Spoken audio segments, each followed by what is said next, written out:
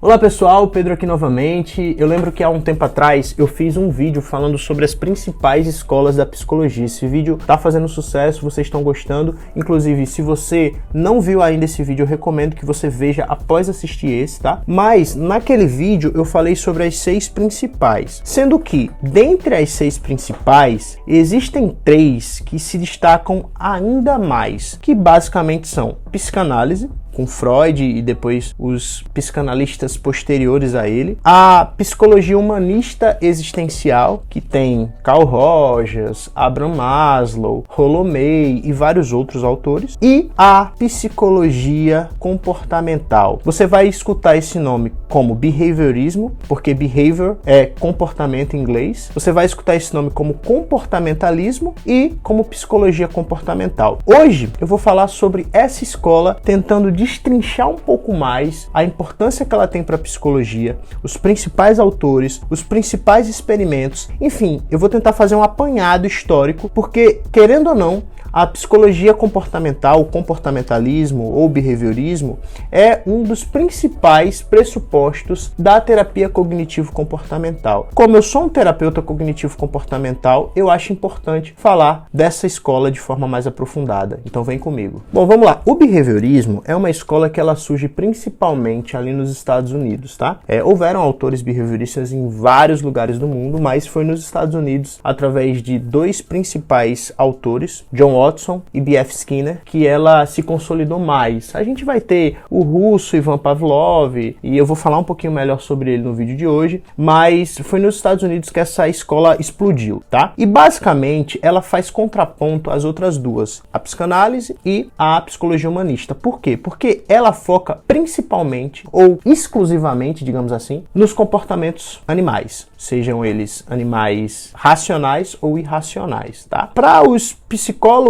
comportamentais, o comportamento é o objeto de estudo da psicologia, e não a mente humana, e não a consciência humana, como afirmavam outros teóricos. A gente sabe que na psicanálise existe uma preocupação muito grande em processos inconscientes. Para Freud e posteriormente para os demais psicanalistas, muito do que nós fazemos vem das nossas pulsões inconscientes, ou seja, a gente faz muitas coisas que não percebemos ou que não queremos fazer de forma voluntária, de forma deliberada. Para os humanistas, o foco da psicologia deveria ser as questões mais existenciais, o sentido da vida, como diria Viktor Frankl, ou conseguir estabelecer ou conseguir colocar em prática as potencialidades, conseguir atingir o potencial da capacidade mental humana, como diria Carl Rogers. Para os comportamentalistas, isso tudo é irrelevante, ou pelo menos menos importante do que as questões práticas da vida cotidiana. Como você conseguir trabalhar adequadamente, como você conseguir se relacionar adequadamente, como você conseguir se comportar num nível socialmente adequado. Então, aqui a gente já vê uma diferença grotesca entre essas escolas. Enquanto que as outras duas tinham uma preocupação maior com questões da consciência, questões da mente,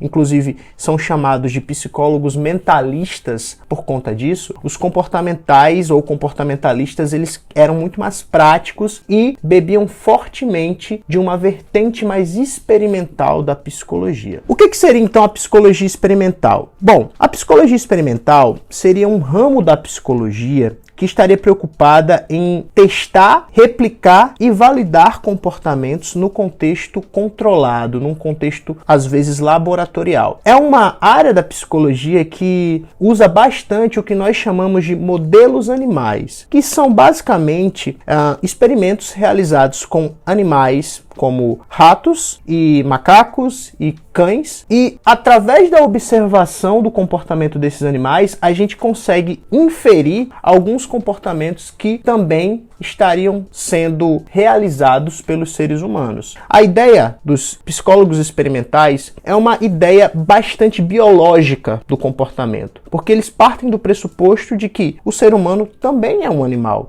Logo, se ele também é um animal, ele está propenso a fazer aquilo que os animais fazem. Tudo bem que existe uma razão, tudo bem que existe uma racionalidade que só os seres humanos têm, mas muito dos comportamentos dos seres humanos são fisiológicos e neurológicos. Então guarda essa informação porque ela é importante. Existe um livro que eu falo bastante para vocês, que é o livro da psicologia. E eu sempre digo que esse livro aqui, ele não é um livro acadêmico, ele não é um livro que você vai conseguir se aprofundar muito. Se você quiser se aprofundar muito sobre a história da psicologia, em especial a história da psicologia comportamental, você pode adquirir o livro História da Psicologia Moderna do Schultz e Schultz, que já é uma pegada mais acadêmica. Mas esse livro aqui é um livro que é bem legal também porque ele traz linhas do tempo. E aí eu vou falar basicamente a linha do tempo que está nesse livro aqui, porque eu acho muito legal para a gente entender alguns fatos históricos que aconteceu na escola comportamental. Em 1872, o Charles Darwin, que é conhecido por todos os estudantes de biologia, né, um dos biólogos, ou talvez o biólogo mais importante da história, ele publica o livro A Expressão das Emoções no Homem e nos Animais. Esse livro também pode ser adquirido hoje e eu vou deixar o link dele também na descrição. E nesse livro ele argumenta que os comportamentos são adaptações evolucionárias. Isso serve de base para que depois outros teóricos entendam que alguns comportamentos tendem a ser repetidos ou extintos a depender do seu nível de funcionalidade. Ou seja, esse comportamento me gera uma capacidade ou uma possibilidade de procriar, ele me gera uma possibilidade de ir bem na sociedade ou na minha vida, é possível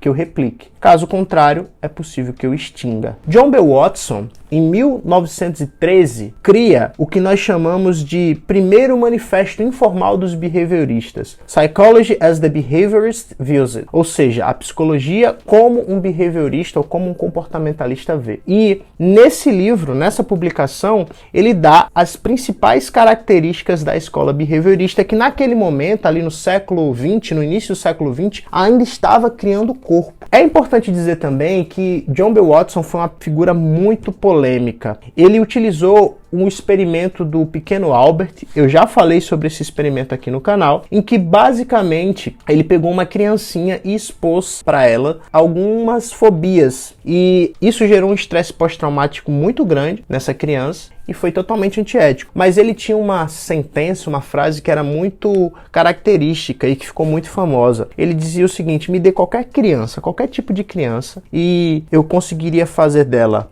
um médico, um advogado, um bandido, um criminoso, qualquer coisa que eu quisesse. A ideia por trás dessa frase era dizer que nós podemos basicamente modular o comportamento das pessoas com base nos ensinamentos e na criação que nós podemos fazer. Ou, em outras palavras, no condicionamento que elas recebem. E por falar em condicionamento, é impossível não citar Ivan Pavlov, que em 1927 realizou o experimento do cão de Pavlov, em que ele apresentava um estímulo e o cão salivava. Também já falei sobre esse experimento aqui no canal, e que dá início ao que nós chamamos de condicionamento clássico. O condicionamento clássico e o condicionamento operante são basicamente ideias centrais para a teoria comportamental. Em 1930, P.F. Skinner, através da caixa de Skinner, famosa caixa de Skinner que quase todo estudante de psicologia tem acesso, seja no laboratório, seja na sala de aula, foi realizado em 1930 com ratos. E esse experimento, ele também ensinou muito sobre extinção, sobre reforço, sobre recompensa, e é outra, digamos, característica ou outro experimento central para a teoria comportamental. Em 1948, um outro psicólogo que muitas vezes é subestimado, ele falou sobre os mapas cognitivos. O nome dele é Edward Tolman.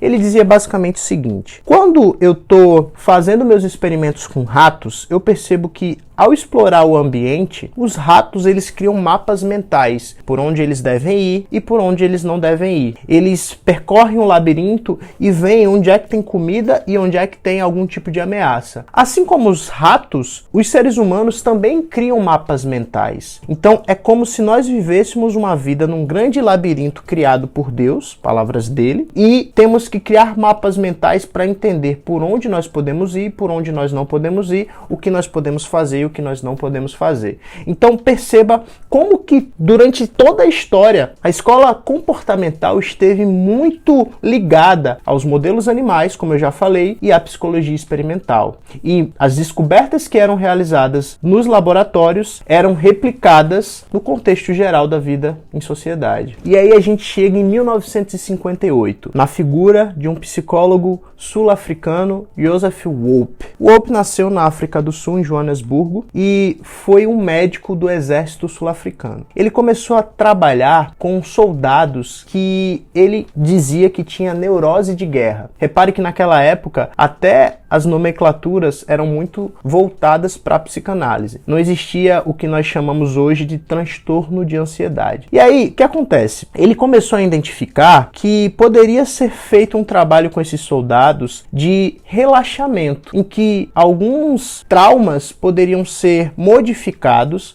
para que esses soldados deixassem de ter o que na época era chamado de neurose de guerra, que hoje nós sabemos que era um estresse pós-traumático. E aí ele começa a desenvolver uma técnica que é utilizada até hoje dentro dos consultórios por terapeutas cognitivo-comportamentais, que é a dessensibilização sistemática. A dessensibilização sistemática, assim como a exposição gradual, são técnicas que vêm diretamente da teoria comportamental, que buscam fazer com que o paciente supere algumas fobias e alguns transtornos de ansiedade que eles tenham. E aí, Joseph Wolpe, na época, ele foi ridicularizado pelos psicanalistas que diziam que seria impossível tratar um paciente sem identificar de forma muito profunda qual era a causa das neuroses desse paciente. Porém, funcionava, como funciona até hoje. Ele migra para os Estados Unidos e se torna um professor brilhante, criando um laboratório de psicologia comportamental na Universidade de Temple, na Filadélfia. Posteriormente, uma pessoa que foi fisgada pela teoria comportamental e que também era um psicanalista foi o Aaron Beck. Tem vídeo aqui no canal falando sobre ele, que desenvolve o modelo cognitivo e dá início do que nós chamamos de terapia cognitivo-comportamental, e isso vai desembocando